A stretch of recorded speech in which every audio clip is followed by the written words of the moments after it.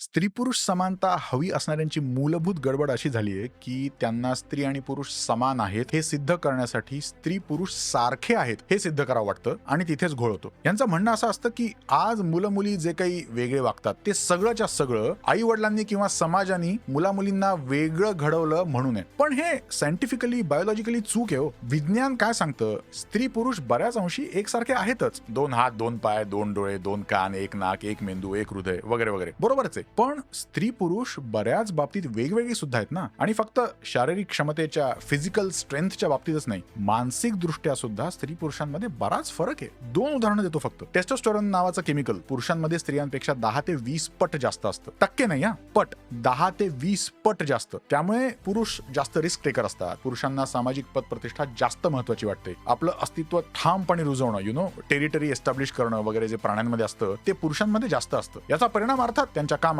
नातेसंबंधात, प्रेम, मैत्री या सगळ्यांवर होतो. स्त्रियांमध्ये असंच एस्ट्रोजन नावाचं हार्मोन पुरुषांपेक्षा जास्त असतं. त्यामुळे स्त्रिया जास्त इमोशनल, अधिक लवकर कनेक्ट होणाऱ्या, जास्त एक्सप्रेस करणाऱ्या आणि जास्त समजून घेणाऱ्या असतात. त्यामुळे एक स्त्री शिक्षिका, एक स्त्री नर्स, एक स्त्री HR पुरुषापेक्षा कितीतरी जास्त चांगलं काम करते. बरं, हे इतकं कॉम्प्लेक्स आहे, म्हणजे फक्त स्त्री पुरुष भेद इतकंच नाहीये हे. स्त्रियांमध्ये हे एस्ट्रोजन त्यांच्या पाळीच्या सायकलनुसार बदलत जातं. पुढे तर म्हणजे मेनोपॉज आधी स्त्रियांमधलं एस्ट्रोजन जास्त असतं, नंतर कमी होत जातं. त्यामुळे स्त्रियांच्या स्वभावात असा काळानुसार, वयानुसार नंतर फरक पडत जातो. मी हे फक्त 2 हार्मोन्स बद्दल सांगितलं. असे 15 पेक्षा जास्त वेगवेगळे फॅक्टर्स आहेत जे स्त्री आणि पुरुष वेगळे करतात. कसं सारखं म्हणावं मुला मुलींना? आता 2 गोष्टी. हे फरक आहेत म्हणून स्त्री पुरुष असमान आहेत का? अजिबात नाही.